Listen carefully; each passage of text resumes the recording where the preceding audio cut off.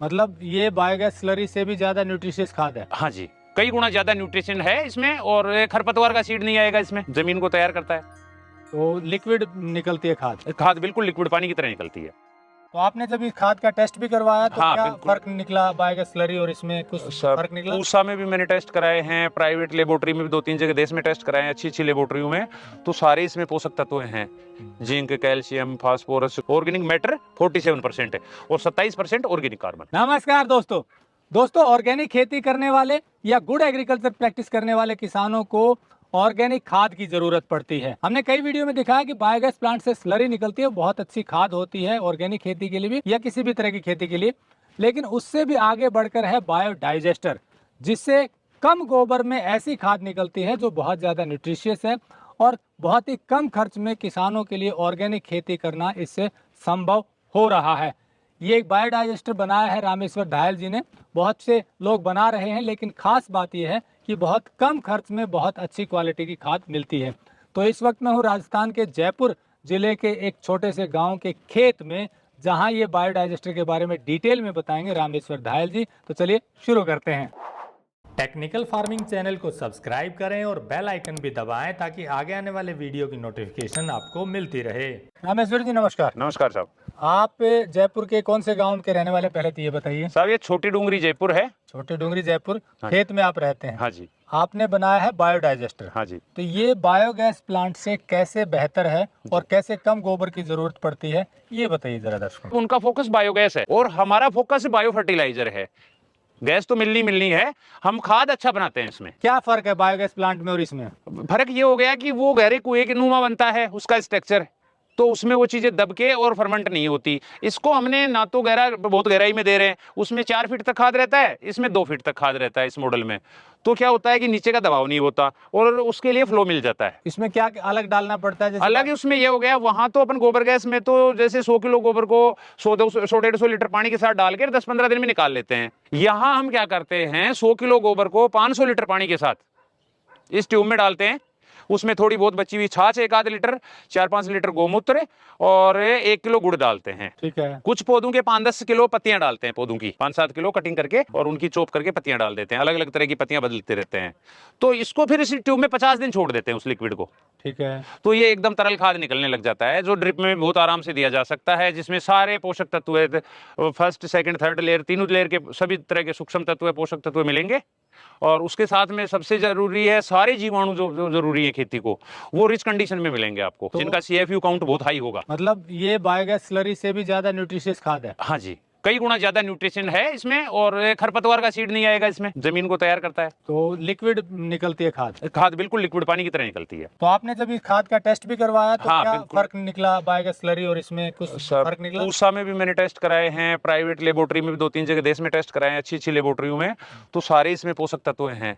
Zinc, calcium, phosphorus, organic matter 47% है और 27% organic carbon. आपने एक टेस्टिंग के लिए किट भी तैयार की है? हाँ, उससे सारे टेस्ट हो रहे हैं। बताती है क्या क्या है? हाँ, कितना है? हाँ, सारे टेस्ट हो रहे हैं। वो भी आपको दिखाएंगे किट। इससे जो स्लरी निकलती है या लिक्विड जो खाद निकलती है, वो जो खेतों में प्रयोग होता है तो कितना फर्क आया उससे? उससे आप देखिए ना, मेरी सबसे कमजोर जमीन है यहाँ की, एकदम बालू रेत की जमीन है, उसमें भी अपन फसल लेके खड़े हैं। बगल के खेत देखिए, उनमें अंतर देखिए। बगल के खेत में 6 इंच की फसल खड़ी है, हमारे यहाँ से 10 फीट की फसल खड़ी है।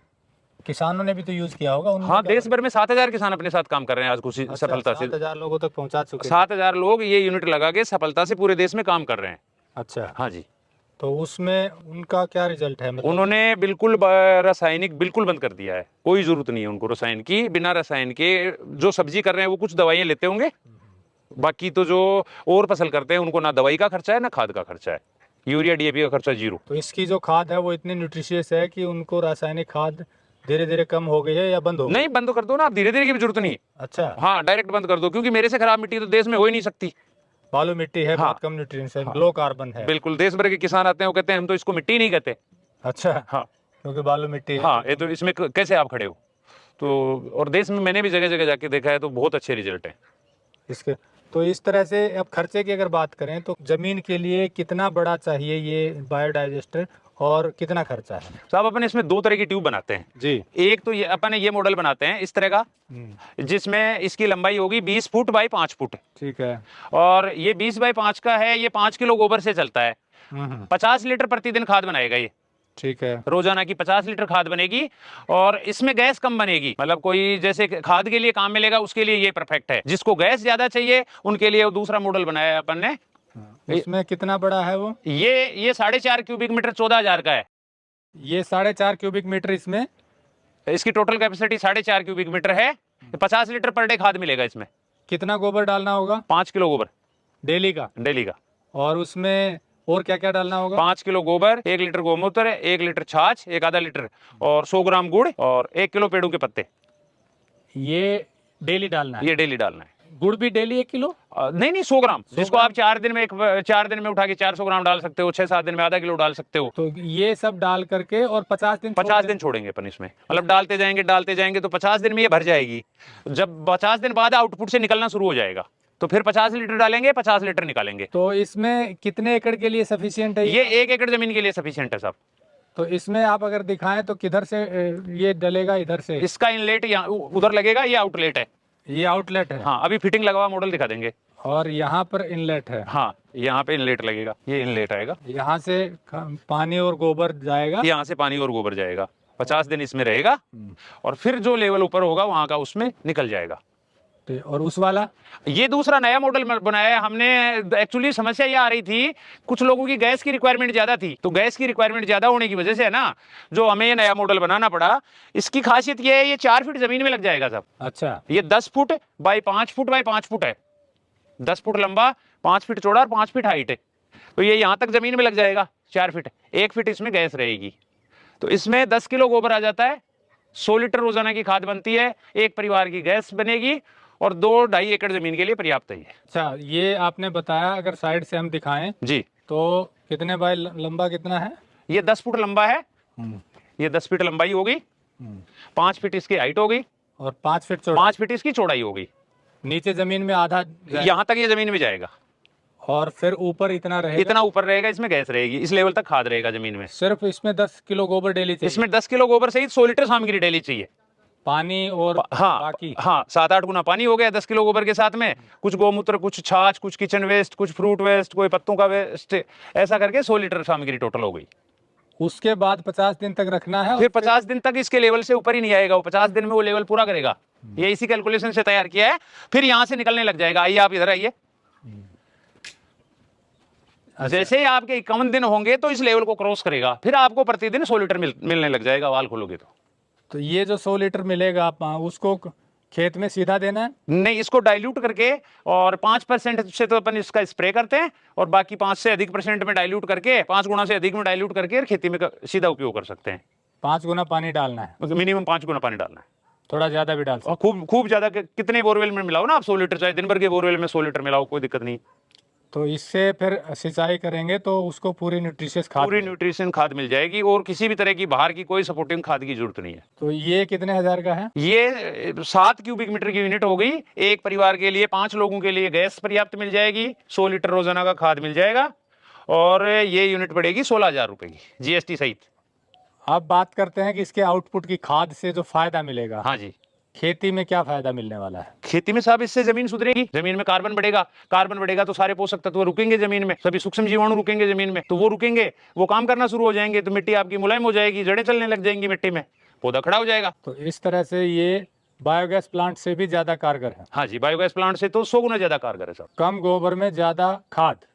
कम गोबर में परफेक्ट खाद। अच्छा, बढ़िया खाद। हाँ, परफेक्ट खाद। अच्छा, ये खाद जो आप बता रहे हो, इसमें से जो खाद निकलेगी वो न्यूट्रिशियस होती है, तो इसके लिए कोई चेक भी करते हैं आप, कोई मशीन भी? हाँ जी सर, इसमें चेक करते हैं। पहले तो हमने 1.5-2 साल तक तो इसके रिजल्ट देखे देश भर में, तो बहुत अच्छे रिजल्ट प्राप्त किए। फिर हमने पूसा में भी टेस्ट करवाया, 2-3 प्राइवेट लेबोरेटरी में भी टेस्ट करवाया, तो हमारी आशा से कई गुना अच्छे टेस्ट हमें परिणाम मिले, जो बहुत सुखद परिणाम मिले, सुखद। और उसके बाद इसको टेस्ट करने की बार टेस्ट रिपोर्टों में आने में टाइम लगता है, तो इसके बाद हमने इससे जो निकला हुआ खाद है उसकी टेस्ट करने की ये मशीन तैयार करवाई है। तुरंत मशीन सारे टेस्ट करके बता देती है। दोस्तों, जो बायोडाइजेस्टर से लिक्विड खाद निकलती है ये आपके सामने है।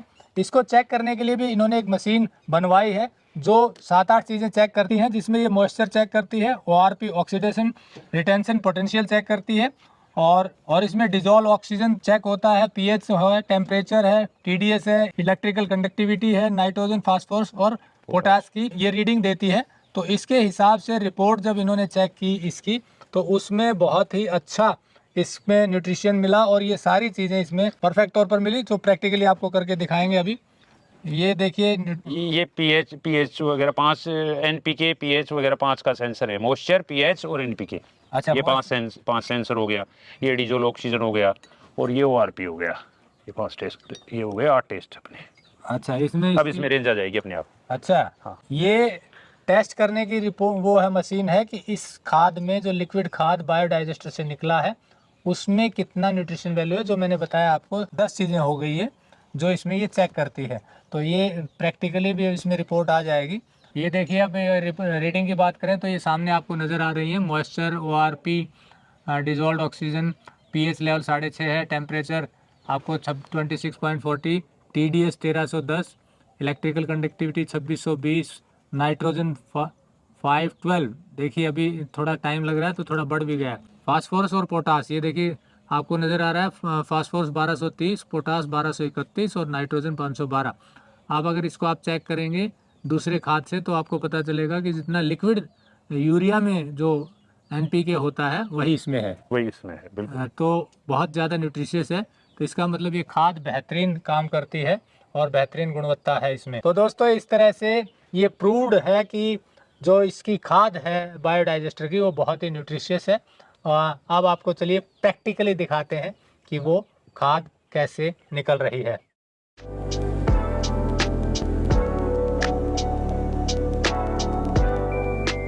यहाँ से गोबर डलता है। ये गोबर डल गया साहब इसमें। अच्छा, ये अभी पानी की थी ना अपन ने, पीएच कम था तो थोड़ी राख डाली थी आज अपन ने इसमें। अच्छा, पीएच बढ़ाने के लिए। तो यहाँ से ये पानी इसमें डाल के डाइल्यूट करके बोरवेल का पानी डाल देंगे, बोरवेल तो ये अंदर चला जाएगा। अच्छा, ये अंदर इसमें चला गया। टाइम का अपने को अंदाजा है, यूनिट का इतना पानी आता है तो 300 लीटर पानी रोजाना का इसमें डालना होता है अपने को।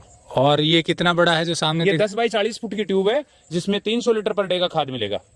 300 लीटर खाद मिलेगा। हाँ जी। और ये आगे 7 आदमियों के खाने की गैस मिलेगी इससे। कितने बाय कितने बताया आपने? 10 foot by 40 foot, 18 cubic metre. तो ये इनलेट हो गया, ये इसका इनलेट हो गया और आउटलेट उधर है। आउटलेट उधर है।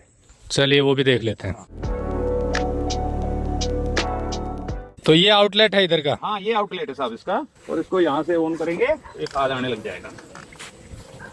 ये खाद आ गया इसका।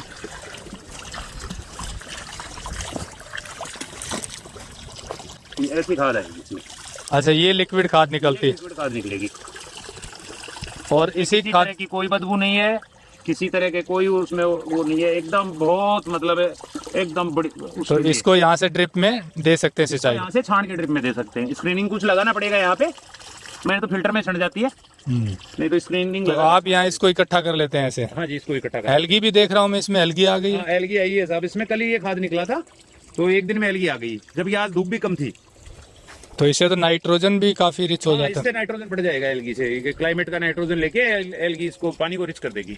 अगर कुछ दिन और छोड़ेंगे तो एलगी और हो जाती है? हाँ, और बढ़ेगी एलगी। 7-8 दिन 10 दिन तक अपन इसको छोड़ सकते हैं। आपने तो उधर पानी के लिए स्टोर किया हुआ है? हाँ, इसमें देता हूँ मैं इस खाद को, इस बड़े होद में चलाता हूँ और उसमें बहुत अच्छे से एलगी आ रही है उसमें। तो आप इसको स्टोर करके देते हैं पानी? हाँ, इसमें भी ये बर्फ मेरा ट्यूबवेल का पानी है और इसमें खाद मिला के देता हूँ। तो इससे आपकी सिंचाई मतलब खेती अच्छी हो रही है? हाँ, जो ड्रिप से पानी जाता है वो सारा इसी का जाता है। बाकी किसान सीधा भी दे सकते हैं? हाँ, बाकी किसान सीधे भी दे सकते हैं। तो दोस्तों, देखा आपने, रामेश्वर धायल जी ने ऐसे बायोडाइजेस्टर बना दिया है जो कि बहुत ही अच्छी खाद पैदा कर देता है बहुत कम गोबर में। जनरली क्या होता है, बायोगैस में गोबर की ज़्यादा ज़रूरत पड़ती है। अगर किसी के पास ज़्यादा पशु नहीं है तो और कम पशु है, 1 या 2 पशु ही हैं, तो उसके लिए बायोडाइजेस्टर बहुत ही काम का हो सकता है, बहुत कारगर हो सकता है। यानी कि कम गोबर में अच्छा खाद। 1 एकड़ ज़मीन के लिए जैसे बताया 4 क्यूबिक मीटर का आपके पास छोटा है। हाँ, और अगर 2-2.5 एकड़ जमीन है तो उससे बड़ा 7 क्यूबिक मीटर का है। 7 क्यूबिक मीटर का है। वो देखा आपने जो बड़े वाला जो आप शॉर्ट्स में देख रहे हैं। तो ये बहुत ही सस्ते में, मतलब 16,000 आपने रेट बताया। हाँ, 16,000 में 7 क्यूबिक मीटर। 2 से 2.5 एकड़ जमीन में ऑर्गेनिक खेती बहुत अच्छे से हो सकती है, ऐसा अनुभव है रामेश्वर धायल जी का और उन किसानों का जिन किसानों के यहाँ पर इन्होंने ये बायोडाइजेस्टर लगाया है या जिन लोगों तक ये बायोडाइजेस्टर पहुँचा है। तो अगर कम गोबर में और बहुत अच्छी खाद अगर बन सकती है तो ये किसानों के काफ़ी खर्चे को कम कर सकता है, क्योंकि अंधाधुंध रासायनिक खाद का प्रयोग बढ़ रहा है, अंधाधुंध पेस्टिसाइड बढ़ रहा है, जमीन की उपजाऊ ताकत कम हो रही है, ऑर्गेनिक कार्बन कम हो रहा है। तो ऐसे में किसानों के लिए बहुत ही कारगर हो सकता है ये बायोडाइजेस्टर। और अधिक जानकारी के लिए नंबर हमने दिया हुआ है, आप बात कर सकते हैं। और अगर आपको सही लगता है तो फिर ये ऑर्गेनिक खेती की शुरुआत में आपके काम आ सकता है। वीडियो अच्छा लगा हो तो लाइक और शेयर जरूर करें। जुड़े रहे टेक्निकल फार्मिंग से। नमस्कार, जय हिंद। अगर आपको यह वीडियो पसंद आया है तो ज्यादा से ज्यादा लाइक और शेयर जरूर करें। साथ ही चैनल को सब्सक्राइब करना ना भूलें।